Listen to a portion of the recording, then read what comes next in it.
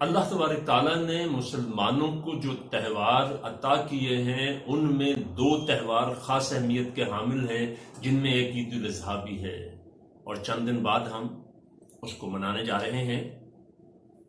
آپ صلی اللہ علیہ وسلم سے ایک مرتبہ صحابہ نے پوچھا کہ یا رسول اللہ، عید الاضحیٰ کیا ہے؟ آپ نے فرمایا یہ تمہارے باپ ابراہیم کی سنت ہے۔ آئیے آپ صلی اللہ علیہ وسلم کے اس فرمان کی روشنی میں ذرا اس کا جائزہ لیں۔ جب ہم جائزہ لیں گے تو اس جائزے کے دوران ہمیں سیلف اکاؤنٹیبلٹی بہت ضروری ہے کہ ہم کریں، بہت ضروری ہے کہ اس کے تقاضے کیا ہیں اور ہم کرتے کیا ہیں۔ دو چیزوں کی نشاندہی اس میں ہوتی ہے۔ ایک طرف تو یہ ہے کہ اپنی پیاری ترین چیز اللہ جل شان کی راہ میں قربان کرنے میں بالکل دریغ نہ کرنا، اور دوسری ہے اولاد کی فرما برداری اور آداب فرزندی۔ آپ صلی اللہ علیہ وسلم نے جو فرمایا کہ تمہارے باپ ابراہیم کی سنت ہے، تو آئیے ہم اس سنت کو کہاں اور کیسے نبھاتے ہیں۔ صرف اور صرف وہ جانور جن کی قربانی جائز ہے، وہ جانور خرید کے اس کو قربان کر دیتے ہیں اور اس کا گوشت کھاتے ہیں اور دوسروں کو کھلاتے ہیں اور کچھ بانٹ بھی دیتے ہیں۔ کیا یہی مقصد ہے؟ یہ سوال مجھے آپ سے اور آپ کو اپنے آپ سے پوچھنا ہے۔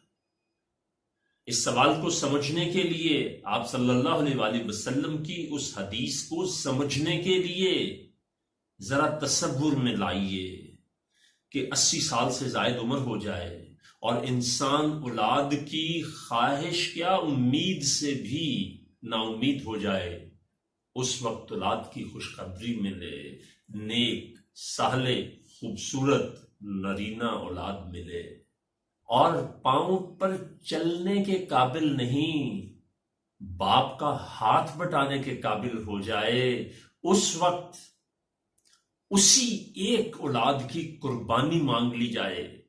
تو آپ میں سے جو لوگ شادی شدہ ہیں، صاحب اولاد ہیں، ذرا میری بات کو چشم تصور میں لا کے دیکھیے کہ کیا گزرے گی۔ اور ادھر یہ ہے کہ جیسے حکم دیا گیا آپ ویسے کرنے پہ تیار ہو گئے۔ تو یہ کیا بتاتی ہے؟ اپنی پیاری ترین چیز کو اللہ کی راہ میں قربان کرنے سے دریغ نہ کرنا نہیں، یہ پہلا حصہ ہے۔ اور آدھا ہے اپنی پیاری ترین چیز کو اللہ کی راہ میں قربان کرنے سے بالکل دریغ نہ کرنا، بالکل دیر نہ کرنا اور خوشی سے کرنا۔ یہ ہے سنت ابراہیمی۔ اور آداب فرزندی کی طرف ذرا آئیے۔ انسان جب ٹین ایج میں داخل ہوتا ہے نا، تو ایک ہارمون ہوتا ہے، اس کو کہتے ہیں کورٹیسول۔ کورٹیسول کی ڈیولپمنٹ اور پروڈکشن بہت ہائی ہو جاتی ہے، جس وجہ سے بچوں کے اندر بغاوت، غصہ، نافرمانی، کہنا نہ ماننا، جھگڑنا، یہ ساری چیزیں پیدا ہوتی ہیں اور یہ نیچرل ہے۔ اب یہ خیر اس وقت نہیں کہ میں والدین کو گائیڈ کیا کرتا ہوں کہ کیا کریں، وہ ویڈیوز انشاءاللہ آئیں گی تو ضرور دیکھیے گا۔ یہاں کیا ہوتا ہے؟ یہاں بیٹے کو جب بتایا جاتا ہے تو آداب فرزندی یہ ہے کہ وہ ایک لمحے کا توقف کیے بغیر نہ صرف ہاں کرتے ہیں، بلکہ باپ کے کام میں ہاتھ بٹاتے ہیں۔ ہاتھ بٹانے کے لیے سب سے مشکل کام، سب سے اہم کام جو آپ حضرت اسماعیل علیہ السلام کرتے ہیں، وہ والد کو ایموشنلی سٹیبل کرتے ہیں، ان کو جذباتی طور پہ سٹرونگ کرتے ہیں کہ آپ آنکھوں پہ پٹی باندھ لیجئے گا اور میرے ہاتھوں کو بھی باندھ دیجئے گا، کہیں ایسا نہ ہو بتقاضۂ بشریت میں تکلیف سے تڑپوں اور آپ کا ہاتھ عبادت خداوندی سے لرز جائے۔ آنکھوں پہ اس لیے پٹی باندھیے گا کہ باپ کے لیے بچے کا خون اور وہ بھی اپنے ہاتھوں سے ہوتے ہوئے دیکھنا لفظوں میں بیان نہیں کیا جا سکتا۔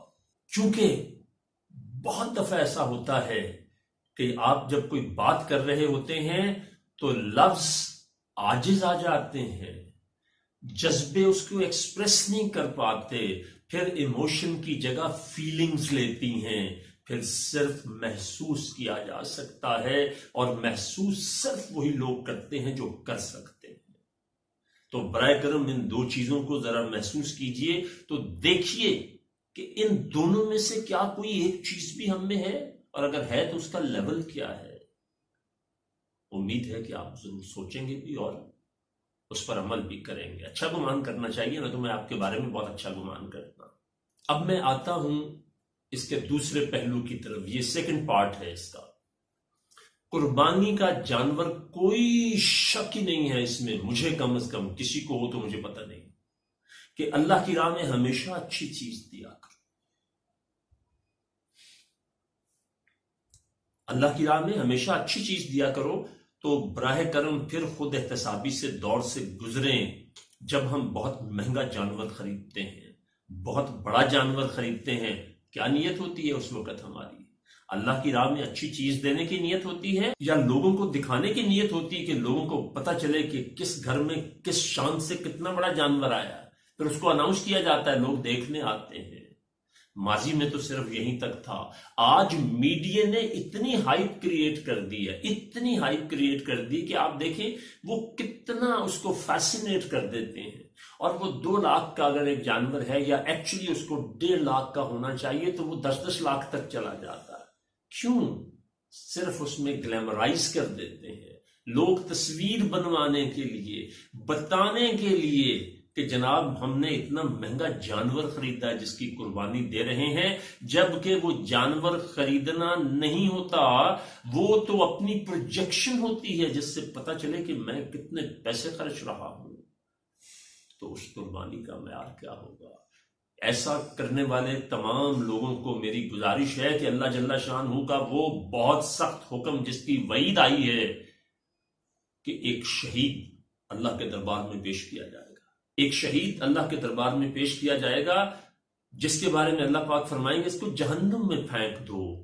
کہنا یا اللہ میں نے اپنی جان دے دی تیری راہ میں، پھر بھی مجھے یہ جزا مل رہی ہے، یعنی یہ بدلہ مل رہا ہے۔ اللہ پاک فرمائے گا ہاں تم اسی کے مستحق ہو، کیونکہ جب تم نے جان دی، شہادت پائی، تو اس کا مقصود و مطلوب میں اور میری رضا نہیں تھے، وہ یہ تھا کہ لوگوں کو پتہ چلے کہ یہ کتنا بہادر ہے، اور کس قدر بے جگری سے، جانفشانی سے اور طاقت کے ساتھ لڑا، اور اس نے لڑتے لڑتے اپنی جان تک دے دی ہے۔ تو وہ تم نے واہ کروانی تھی، وہ تو دنیا میں ہو گئی، مجھ سے کیا مانگتے ہو؟ یاد رکھیے گا، جس کا عمل ہے بے غرض اس کی جزا کچھ اور ہے۔ تو اپنے عمل میں اخلاص لائیے، اخلاص کسی بھی عمل میں کامیابی کی گارنٹی ہوتا ہے۔ تو برائے کرم توجہ فرمائیے، یاد رکھیں آج ہم جو کچھ کر رہے ہیں نا، یہ اللہ کا خاص کرم ہے کہ ہم اس سزا سے بچے ہوئے ہیں جس کے ہم اصلاً مستحق ہیں۔ اللہ تبارک تعالیٰ مجھے آپ کو اس دین کو سمجھنے کی اور اس پر عمل کر کے اس کو آگے بڑھانے کی توفیق عطا فرمائے، آمین۔